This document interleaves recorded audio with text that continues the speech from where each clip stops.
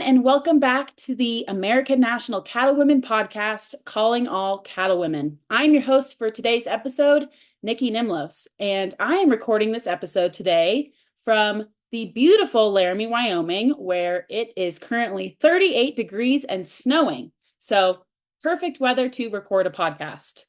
Today, I'm interviewing one of the smartest and most innovative cattlewomen I have met, Joette Schalla.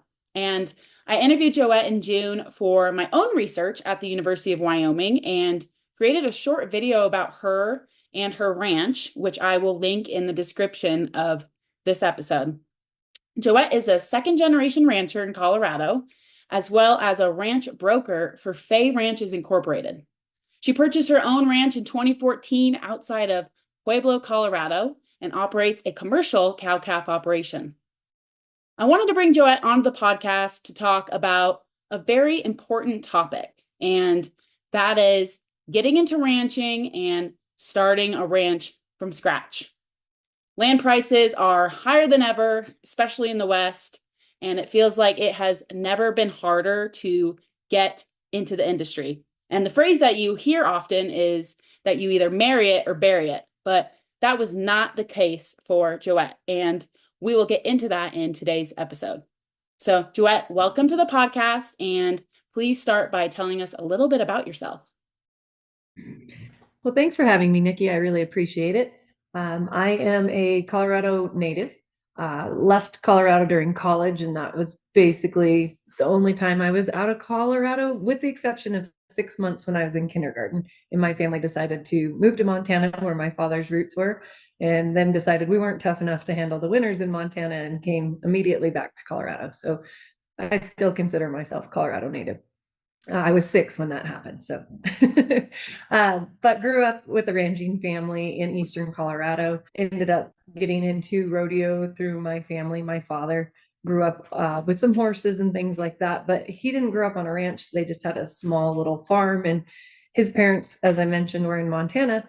He just had a passion for livestock and horses. And so they taught me how to ride horses, take care of cattle, do all the agricultural things, and get into rodeo. And rodeo paid for most of my college. I had some academic scholarships as well, but it was a really wonderful way to make my way through college, and a really fun way to experience college and travel all over with my horse and go to competitions everywhere. Because I actually went to Missouri Valley my freshman year, and that's in Marshall, Missouri, and then transferred to Panhandle State in Goodwell, Oklahoma for the remainder of my college career. And Goodwell was a perfect place to rodeo in a really quiet little country town. And so I really enjoyed it because in my courses, as I was studying, I'd have as few as 7 kids in some of my senior classes. And that was like getting a personalized education. I really, I guess, embraced that and was proud of that. But it also gave you a lot of time to focus on rodeo, because that's what one of the things that college was known for. So then eventually I came home, and my father encouraged me to get back into cattle. So when I was a little girl, Dad tried to set us kids up to do our own ranching, and that was what kind of created a passion for us. Was he gave us heifer calves when my brother and I were really little, and each year as those heifer calves, we could keep them. And so each year, as we ended up with heifer calves, we would keep those and grow our herd. Steer calf would trade out in expense for pasture, care, things like that. One year I ended up with, I think, 2 heifers and 9 steers, and Mom and Dad had to write me a nice check for the sale of my steers that were above and beyond my pasture lease and care.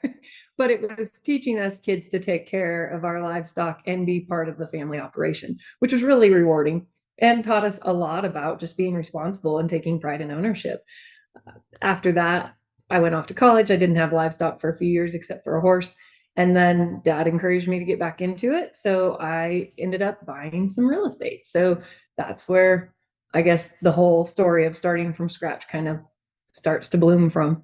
Because my parents had started out on 60 acres with a single wide trailer house, and eventually bought and sold some real estate to end up on the ranch they're on now, which is a nice size ranch on Highway 10 east of Walsenburg in southern Colorado. And so I've learned from them, because they each had careers away from the ranch. Mom worked at the post office, Dad was a farrier, that you can work really hard and the ranch can also pay for itself. So their jobs were to pay for our family's living. The house that we lived in things like that. But the ranch land, the expenses of property taxes, utilities, meals, vehicles, all of those things, mom and dad worked hard for that. But the job of the cattle were to cover the mortgage of the ranch. And so that was what they taught us. You had to purchase the right properties at the right prices in order to be able to make that cash flow. And that's not as easy to do these days as it was back then. And so these are all things that got me into real estate, because I learned from my folks as they would buy and sell ranch properties, how they would sit on it for, sometimes it was 6 years, sometimes it was 11 years, just different periods of time until the market really changed. And so their ranch in Calhan, they bought it when I was in kindergarten and they sold it when I was a senior, or excuse me, first grade, and sold it when I was a senior in high school.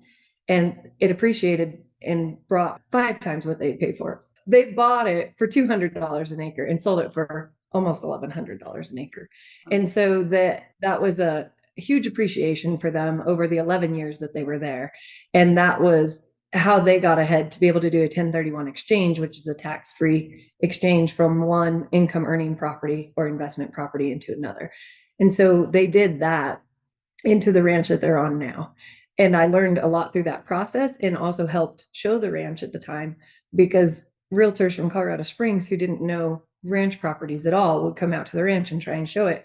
They didn't know where the boundaries were. There were a lot of things that I learned at a young age that I thought, this doesn't make sense. And it resonates now in my career, that I'm like, oh, I know the difference between someone who works really hard at their job and someone who just sticks a sign out on the property and tries to get you the most money without much effort. So these were all things that molded me, and I didn't realize at such a young age that all of these things would come back around and end up shaping my future.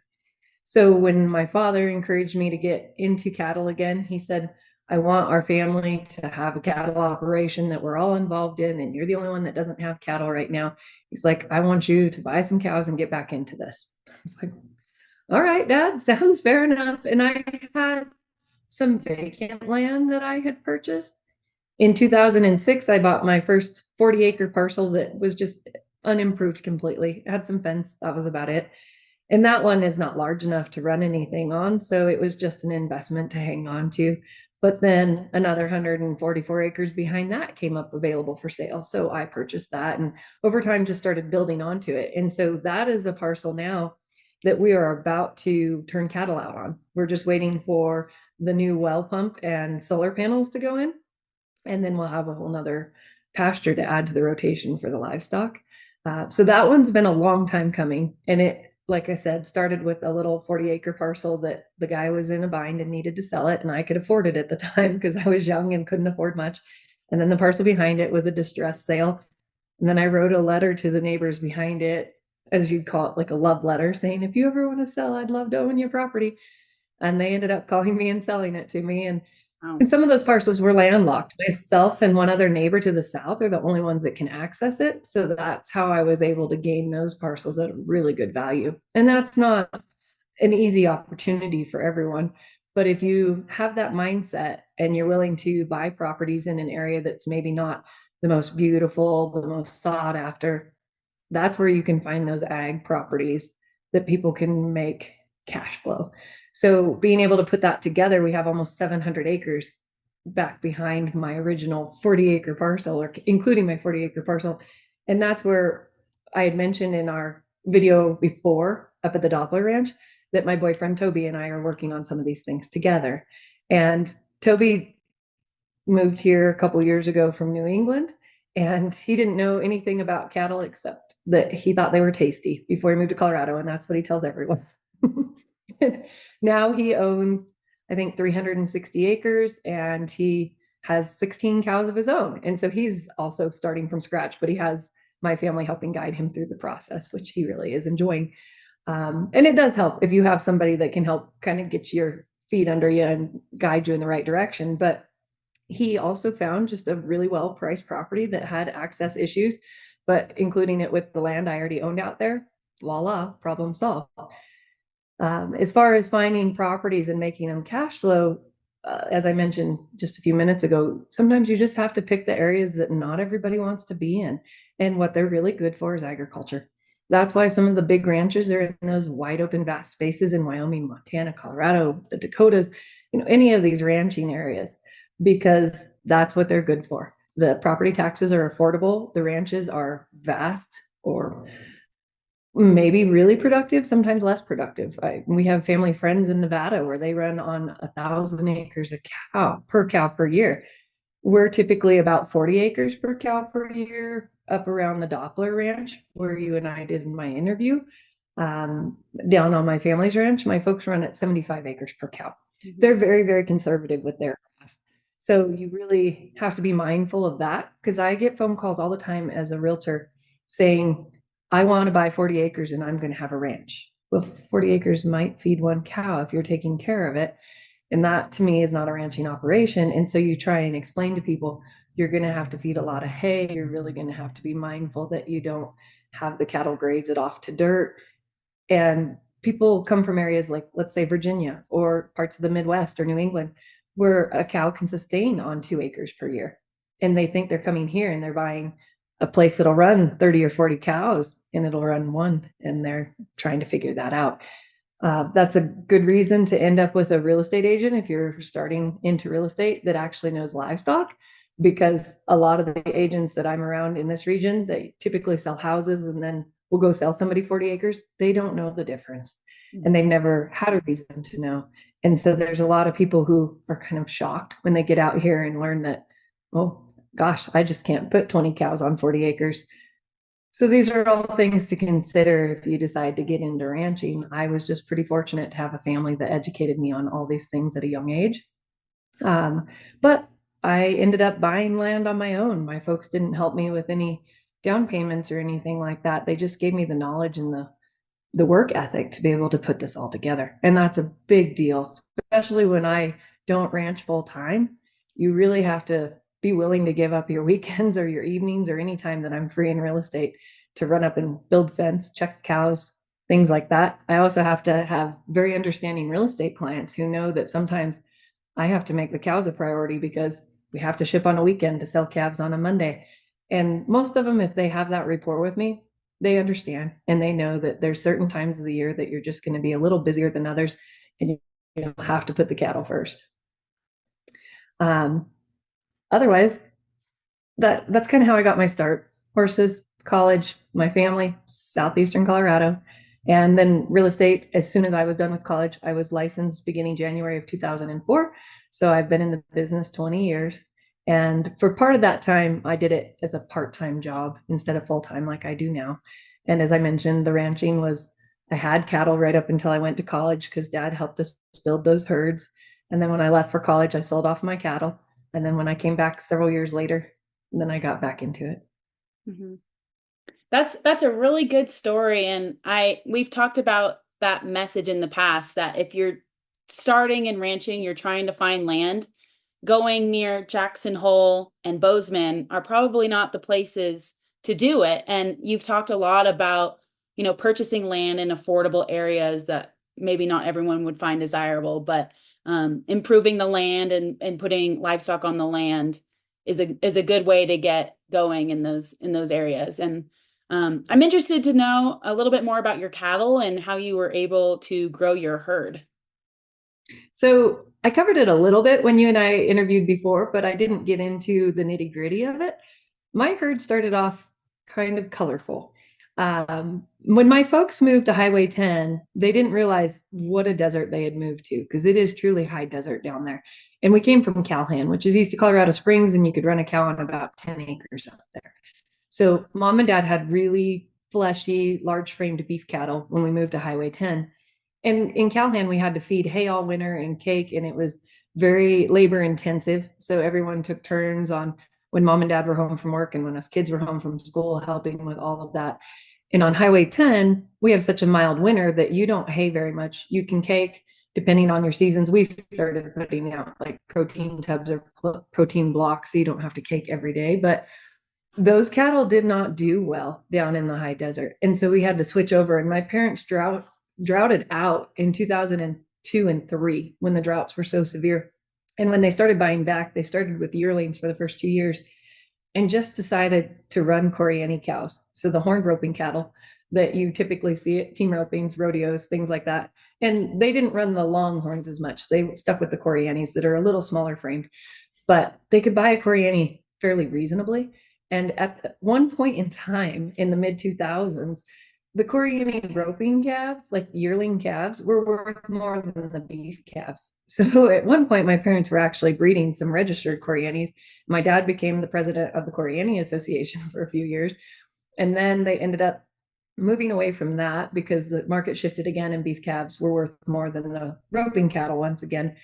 And so then they started using Charolais bulls because they had some spotted cows and a lot of wild colored, unique hided cows. So they started breeding to Charolais to take those color patterns out, and you'd get like white and cream colored, butterscotch colored calves. And those calves would have more bone and size than the Koreani calf because those Koreani cows are usually under 800 pounds and just light boned. And so that was a decent cross. And then eventually they switched over to red Angus bulls and they started keeping more replacement heifers. So they would have what they call a half blood. So it's a hybrid cross between the Koreani and the beef.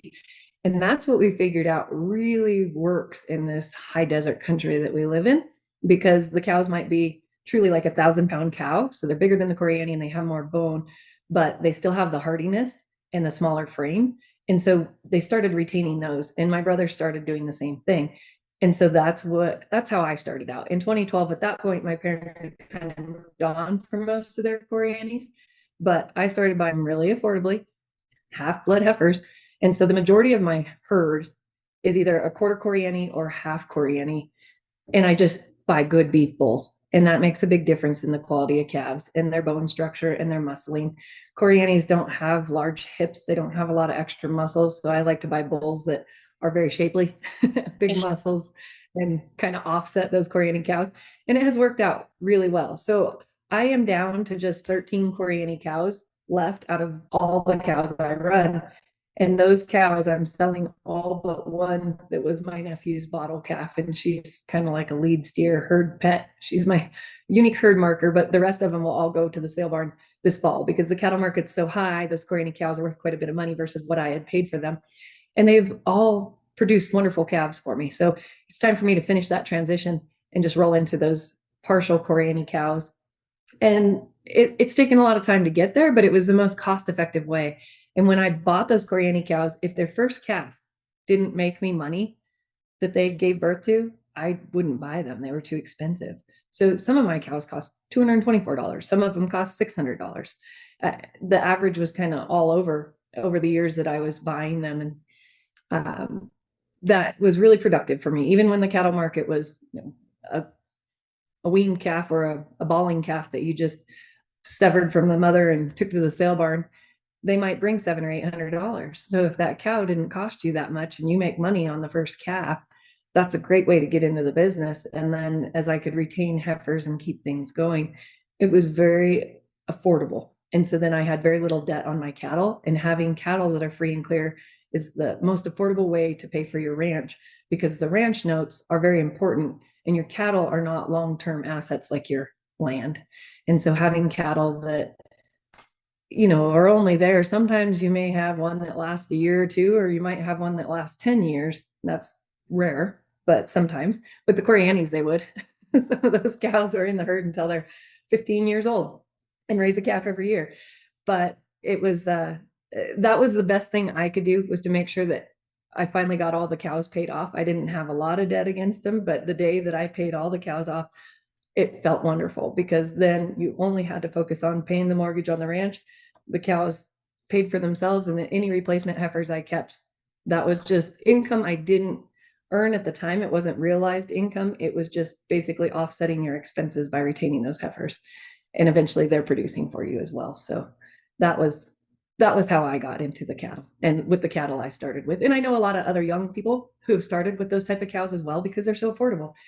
And I think it's a good way to go. At one point, my banker told me that I had the best return on my cattle of any of her clients. Wow. So I never saw any factual statistics. That's just what she shared with me one day in her office. And I was pretty proud of that. Wow. So some of the things we've also talked about in the past is, with the Doppler Ranch, I guess specifically, you have done a ton of conservation. You've done some cross fencing. You've put some ground in grassland CRP, put in some pipelines with Equip. So wildlife friendly fencing, bird ladders. Can you talk a little bit about the ranch improvements you've done? Were they through cost share or how did those work? Yeah, so the first place I ever did a cost share on is a property I used to live on the way up to the Doppler Ranch. We put in a mile of fence line and put in a half mile of water line and a tire tank. And the cost share came out completely even on that.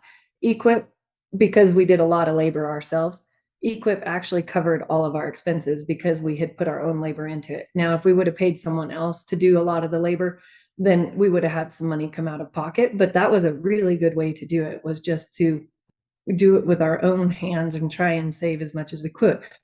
So the next property I did that on is the Doppler Ranch. And the Doppler Ranch turned into a pretty good project.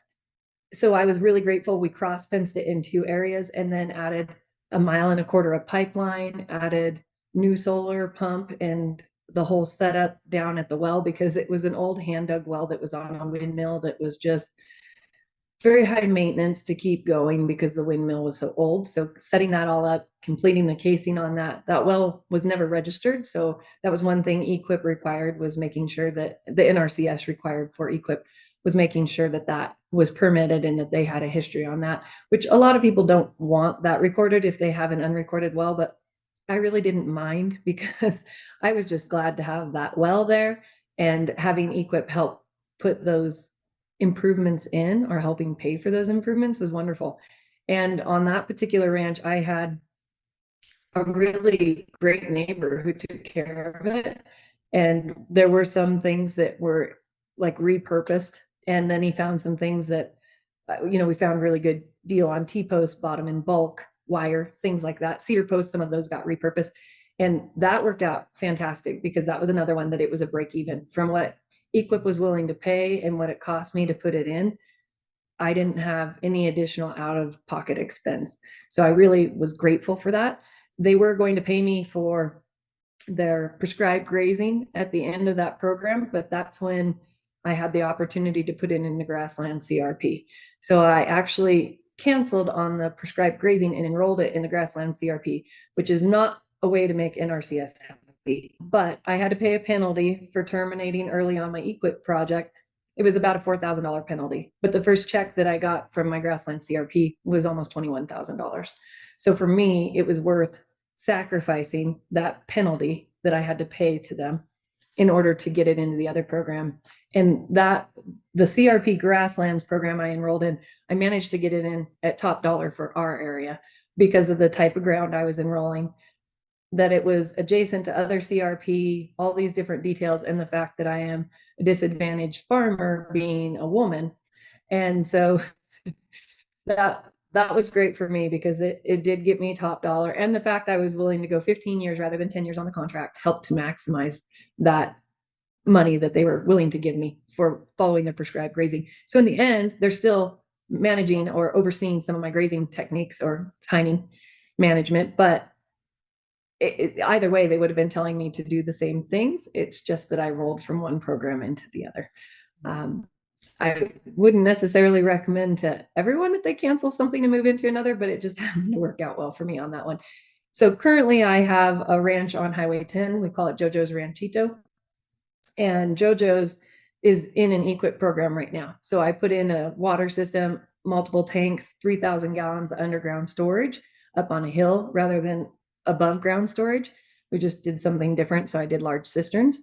And the fencing project's next. And that was supposed to be finished by the end of this year, but this year was just so hectic, I didn't get it wrapped up. So I'm hoping that I'll have it done by first quarter of 25, but they have extended to allow me out to the end of 2025 to complete that project. And that's one that it'll probably cost me a little bit out of pocket. The water system definitely did.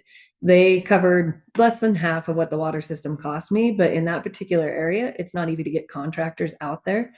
And I'm just grateful because all the other projects I've done with them have been a break even. So this is fine with me that at some point I pay a little bit extra out of pocket. It's still a huge benefit to be able to improve your system and have them help pay for it. And the other benefit that I receive beyond having better rotational grazing, better water, live or wildlife friendly habitat as far as the fences, the bird ladders, all of those type of improvements, enhancing the value of my properties. So as you do all of these things, that land is worth more. So if I were to find a larger ranch that I wanted to buy in the future and do an exchange from one ranch into another, or sell my smaller ranches and move into a bigger ranch, then all of those improvements that the NRCS has helped me do just make it more valuable and easier to resell. So it's kind of priceless to go that way. And I had this conversation with a realtor who's in the foothills area up by, like conifer area. And he doesn't have ranch properties, but he's always looking for ways to help advise clients on things. And so we came up with the theme, or the, I guess, idea of, I would call that low hanging fruit. That's what Bill referred to it as. Those are the easy things that you can do that the government encourages you to do through the USDA, that is really wonderful programs, but it's the low hanging fruit that's really not that difficult to get signed up for, to take advantage of, and it's going to help you in the long run as well. Yeah, I mean, those are all great. And I'm just curious after hearing all of that. A lot of times, these opportunities aren't advertised and you kind of have to go find them. And so I'm just curious how you were able to find some of these programs that you got enrolled in. So my mother started figuring out a long time ago when I was young that she could go to the local extension offices or the USDA offices and see which programs they had that would help them. And I really don't know how she got started on it, but she did. And so they would find different programs. And she's involved in one, she and my father are, that's called GRP. And you can't even get that one anymore. And it was 25 to 30-year contract that pays you per acre to basically conserve your land, enhance the habitat for wildlife, control your grazing so that you're doing it well, which my parents are great stewards of the land. But also you can't like cut cedar posts off of the land. You can't build houses. So it's like a deed restriction that's temporary, but they pay you for a lot of years. And so my parents got enrolled in that. Well, I looked into that years ago, and I didn't have enough acreage. At the time, you had to have 2,500 deeded acres to even apply, which I didn't then. And so I was like, okay, well, what other programs do you have? And so I just became friendly with the people at the local office. And as I bought land, I would start enrolling in these programs. So one of the ways that really got me into this, besides trying to get into the GRP, was when I bought the Doppler Ranch. It has 128 acres of traditional CRP in place on it. And it was about 7 years remaining on the contract at the time. So about 3 years into an existing contract. So that developed a rapport for me with the local office beyond what I had contacted them about trying to figure out. And so I just made friends with the gals in the office, and they figured out that I liked participating in that stuff. So every time a new program would come up, they would just reach out to me. Hey, are you interested in this? Hey, have you considered this? You should look at this program. And they've been absolutely wonderful to me through NRCS and the FSA. I have learned so much, and it's just from having a good working relationship with the local office, truly. And that's the same way Mom worked. She had their local office, which is different than mine. And they would tell her anytime something came up. And also, the gentleman who builds my fences and does water lines for me at the Doppler Ranch, he's on the board for our local Only Boone Conservation District, so the local conservation district, and they'll put money out there sometimes to help ranchers. And he always calls me. He's like, Joette, because of all the tumbleweed, they're offering $1,000 match to anybody that has to repair fences. Well, $1,000 was not a drop in the bucket versus what the tumbleweeds did, but $1,000 benefit is always helpful, because when you have to replace a $10,000 or $20,000 fence because the tumbleweeds took out a mile of fence, you'll take any dime you can get from the local groups. And they also did a match where they would pay up to $4,000, so you could spend up to $8,000 on a well several years ago to encourage people to drill wells in the area. So I put a well in, and they did a 50-50 cost share with me on a well on the north side of my Doppler Ranch. So you just have to meet people and let them know that you're interested in getting involved in these programs, but you just have to go down to your local resource offices and make friends with the staff. That's the best thing to do. You can find programs online, but a lot of times they're really hard to understand when you're reading through. So you need somebody who actually can break it down into layman's terms for you and say, all right, so we're going to put bird ladders in on your ranch and we'll give you so much per year for the bird ladders you put in. You just need to go network basically with the right people. Yeah. That's a really good point, I guess, is it can be as simple as just going down to the local office and talking with someone. Same thing with your local, like your extension office. They can do soils tests. They can help you with all kinds of different ideas on if you need help with grasses. They'll help you through a lot of stuff, and a lot of their knowledge that they'll help you with is all free of charge. So you should make friends with your local extension agent too, because they have all kinds of neat benefits that you can utilize. Mhm. So I want to transition to public lands, and you and I know, and producers in the West know the importance of public lands for grazing.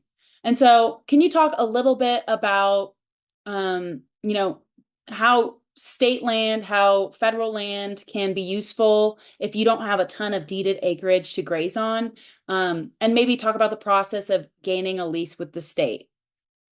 Sure. So I think for like a beginner farmer rancher, if you can get something that has a BLM allotment, national forest access that comes with some deeded ground, it's a huge benefit to someone because a lot of times you can't afford to buy 50,000 acres, but you could afford to pay a government lease on it because those leases are fairly inexpensive. And so you break it down, by the head or by the AUM on the cost annually. But that is one of the most affordable ways if someone can come up with it. The difficult part is most of those leases or allotments are rather large.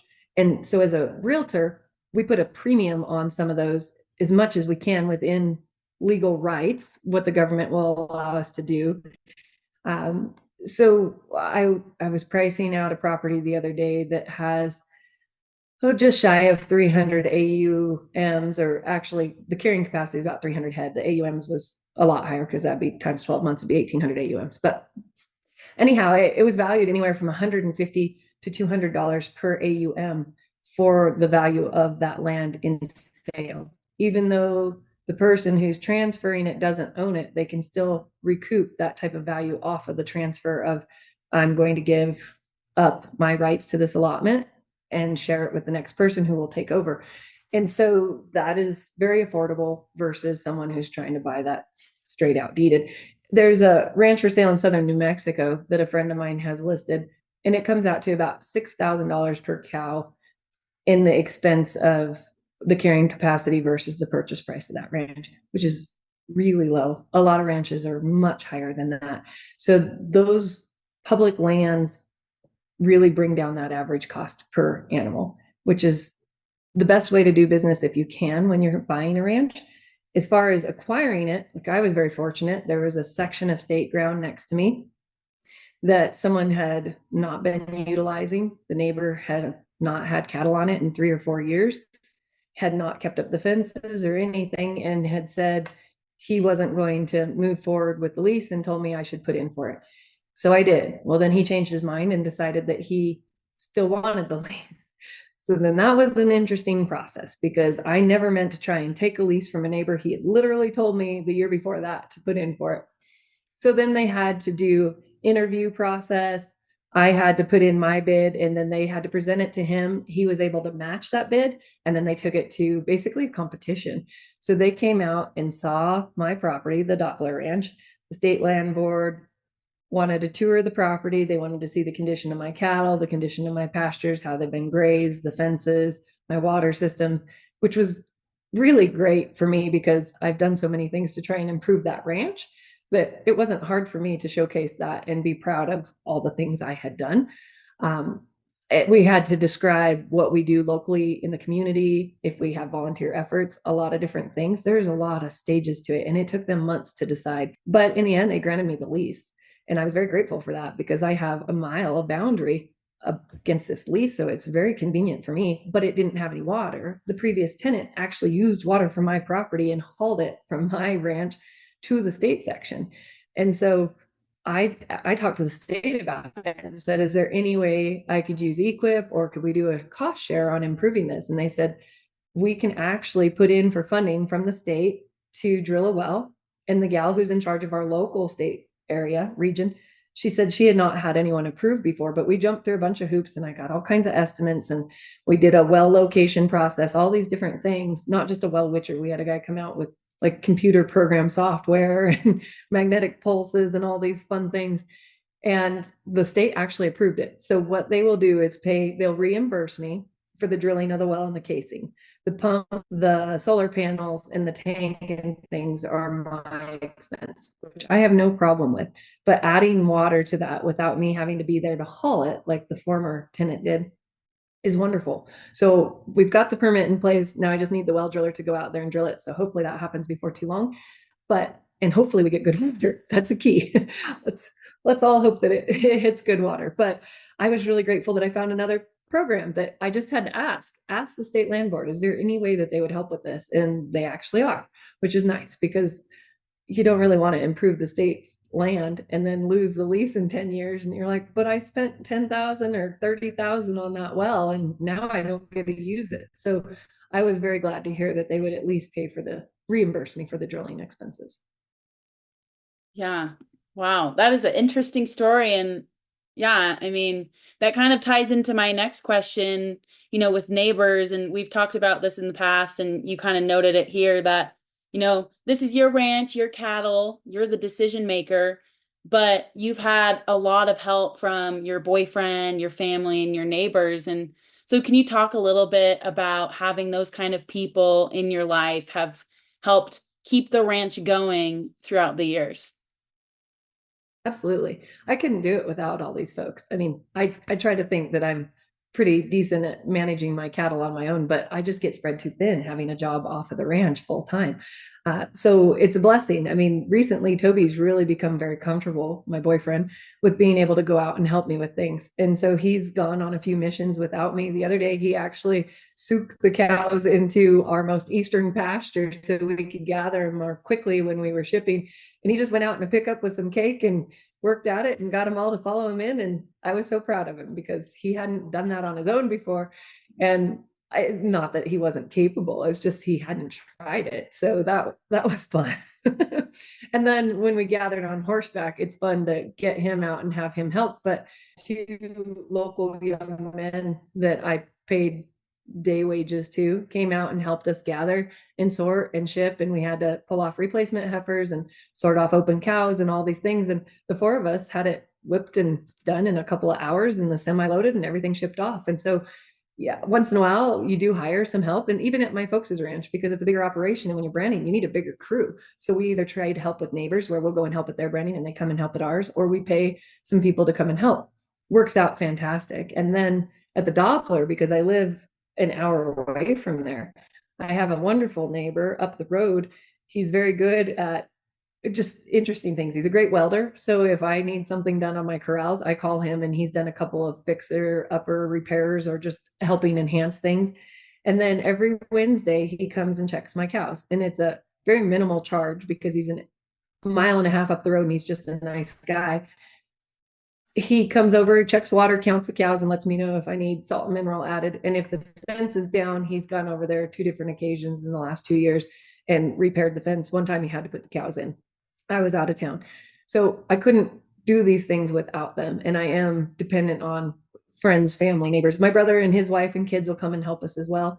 So when I pre-vacced and shipped cattle, my brother came and helped us do all of that. He and his wife and kids, it's like having an entire crew when there's four of them that can all ride. So that's pretty easy. I think they get the short end of the stick because Toby and I go trade help with them, but there's four of them and two of us. But yeah, it's very important. Again, the networking and just good fences make good neighbors, and having good neighbors is priceless because you can help each other a lot in this industry. Mm-hmm.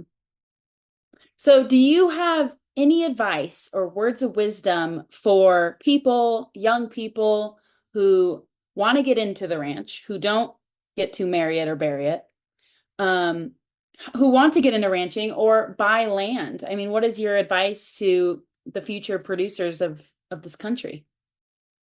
Well, something to consider for the beginners is there's some really wonderful lending programs out there because America needs farmers and ranchers to feed the USA. 2% feeds the rest. So they're trying to encourage younger or people who just haven't been in the industry before. You don't have to be young to start into it. You could be a retiree that decides you want to run cows or farm. There's some really wonderful programs, and FSA has some really good ones that you can do with no money down, very low interest rates if you're truly a beginner farmer that hasn't been filing a Schedule F tax return for very many years or at all.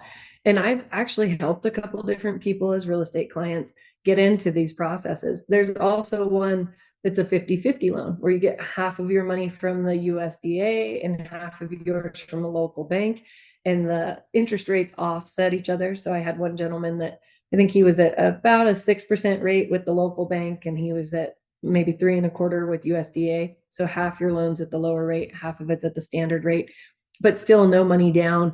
And then you're saving your cash flow to go buy your cows. Or you can get a loan for your cattle, really low interest rates through the USDA. So I had a cattle loan when I first got started that was like less than 2% interest rate on the cattle.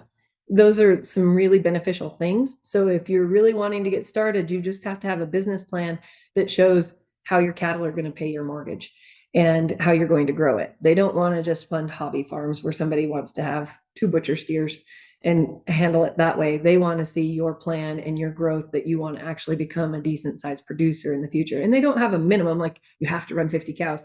They just want to see that you're improving that and growing and trying to be an actual producer.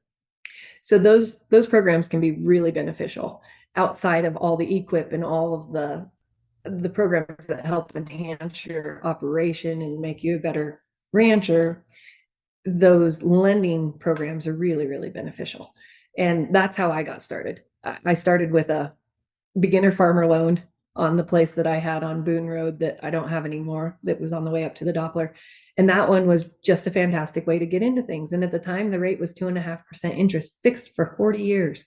So that's a really good loan because you're not paying much interest on it, and it really helps you afford to have cattle. And that place was big enough to run like 21 cows on. And so those are the type of programs that I would recommend somebody getting into. Or if that's not the direction you want to go and you want to start really simple, start like I did with my first 40-acre parcel. I really didn't have a clue it would end up with so many parcels together, but I was hoping that someday I might be able to add on to some other parcels around it. And I see that happen more than people would realize. You just have to be patient. I mean, that was 2006. So that was 18 years ago when I started collecting the first parcel and then added on to it from there. And my parents' ranch, they've added properties as neighbors change, move, you bury them. Then some of those opportunities present themselves because families don't always want to carry on with their family's ranching or farming business. And so sometimes it's the right opportunity to step in. My folks did that in Calhan too, the place they had prior to their current ranch. The neighbors ended up selling their ranch, another 280 acres that was adjacent to my folks, and they bought that. So if you're patient, you can build your empire piece by piece. And sometimes that's the affordable way to do it, because then you get that piece paid off or paid down and you've got another piece. And those are really neat assets to have, because if you start small and affordable and you pay that off, then you have a piece of collateral that you could use to borrow. So when I bought the Doppler Ranch, I used what I had at Eagle Ranch, which at the time was, I think it was just shy of 200 acres that was paid for. I used that as the collateral for the down payment of the Doppler Ranch because I didn't have enough cash to put 30% down on that ranch. And then eventually I was able to pay it down enough that I could take the other property back out of the note and just leave the note on the Doppler Ranch and have that other property free and clear again, so that I could use that as collateral in the future for something else. So you have to be creative with your with how you manage your properties or just your investments, but there's a lot of different ways to go about it. There's even banks. There's a privately owned bank out of Fowler, Colorado, that they'll use different things for collateral. It could be another property. I helped a client that bought small acreage up in the mountains where the house needed repaired. It was lived in by raccoons and rodents. It was a mess. And she had a very nice new car and she had it free and clear. So they took the title to her car for the down payment on that property and let her keep her cash to be able to remodel that house and recoup it.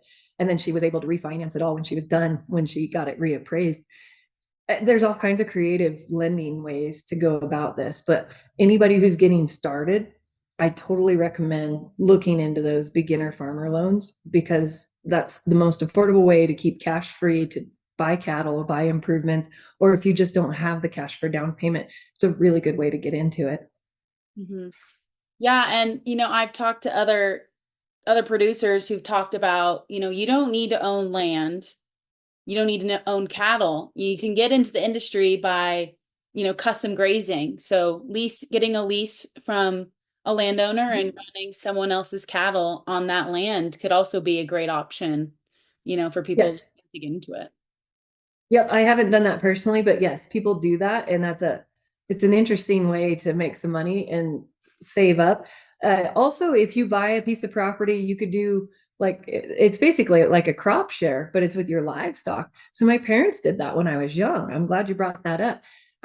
They were short on acreage and needed to find a place to run some cattle, and they had some clients that were, or not, well, dad had a shoeing client, horse shoeing client that wanted to do the same thing, and then a friend that had land. And so what they ended up doing is they leased the land from the friend, and dad's horseshoeing client partnered with him on some cattle because they wanted to own cows, but they knew nothing about it. They had no place to put them, but they had cash. They were in like the oil industry. And so they really thought it was fun to go ride their horses and help move the cattle around. And eventually they sold their herd out to dad piece by piece. And so you find scenarios like that, and I have a client that I sold a ranch to who's out of state, and he'll be doing something like that. He just bought it this spring. It'll be about 2,200 acres. And he is looking for someone that he can kind of crop share cattle with. And so what they'll end up doing is he'll lease them the property, but it's probably in exchange for the labor of taking care of the cattle. And he runs some cattle on there. They run some cattle on there. He will be an absentee, most likely. He might come out to see a branding or something, but you can find those opportunities as well. And they're not easy to find, but if you find one, that's a good way to get into the business. Because again, your labor input is what's paying the cost of you being able to have that opportunity. Yeah, that's a good point, especially in the West. We have a lot of absentee landowners. We have a lot of trophy ranches, large properties that are just used for hunting. And so if you can find those opportunities where people value having livestock because they know that it'll bring elk in because then, the forage will be in better quality, then that's another great way to get into it. So that's a good point. Yeah, I have another listing right now that hasn't been hunted in years, but is grazed probably 6 months out of the year. And I have so many people interested in it for grazing, knowing that the cattle won't pay the mortgage on it. You're going to have to hunt it or sell hunts off of it to make that mortgage payment. So that's another opportunity. But that's one of those ranches that's not in the like ugly area that I like to buy in. It's in the pretty area. That's why it's more expensive, and the cattle won't pay for it. But those areas do produce opportunities in hunting. So those are other things to consider, because FSA or USDA does not care about the hunting. If you make money off of the hunting, great, that's bonus income. If you have a plan for the cattle to make those payments, they're excited. And then if you can add on to that payment income plan with your hunts, uh, that's a really good way to go about it. And so that's where I'm trying to help people right now. And a lot of the people who are looking at that ranch want it for the hunting.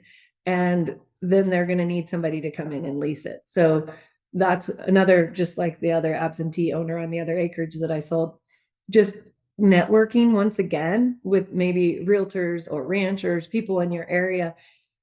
That's how you can find out about those things, because a lot of times it's a neighbor or a friend or a connection that ends up with that lease. They don't end up publicly advertised very often. Yeah, that's a really good point. Well, is there anything else you want to add? I think we've had some great discussion and you've really given some good advice, to get into this industry. I think the biggest thing is research. Just do research and figure out which areas cattle can actually help you make the payment. They may not be able to make all the payment on the land these days, but you might still find something that, like I say, pick the less pretty stuff. And sometimes you'll find some really good deals. And then enrolling it in those programs. One of the young guys that I helped this spring, he bought 1,000 acres, and he wanted to make sure that he could put it in grassland CRP, which you have to own it for a full year before you can enroll it, which he's going to be able to do. And then he was able to fence it and start turning cattle out on it. And so there's a lot of benefits. He knew he could get some hunting income off of it because it's a great area for pronghorn. And so we kind of came up with a business plan to help him out. And then he got into one of those low interest loans and was able to save cash to improve the ranch and build some fences because Equip won't do your perimeter fences. They'll do interior fences. He needed perimeter fences. And he's making it work. He does have a full-time job off the ranch. He's absentee, but he did find a local guy who could charge him, instead of being a full-time employee, they just make it kind of a side gig that gets your ranch hand some extra money, kind of like my neighbor that just charges me each week to come out or for each little project. And so that's another thing that people need to keep in mind. You can be an absentee owner or someone who has a full-time job in town and find a pretty minimal investment in someone to help you with your ranch tasks, your operations day in and day out, and just pay them by either the day or the project. And you don't have to commit to a full-time employee because some people just like that flexibility of being able to day work other places and then help you out on occasion. So those are all things to keep in mind. Everything we discussed all ties back in together to helping keep this possibility as far as the cattle paying for the ranches and being able to buy a ranch without marrying one or burying one. Well, thank you, Joette, for joining us today. And again, if you'd like to hear more, you can go to the description of today's episode. There will be some links that you can check out to learn more about Joette. And thank you for listening to this month's episode of Calling All Cattle Women. And we will see you again in December. Thanks for having me, Nikki.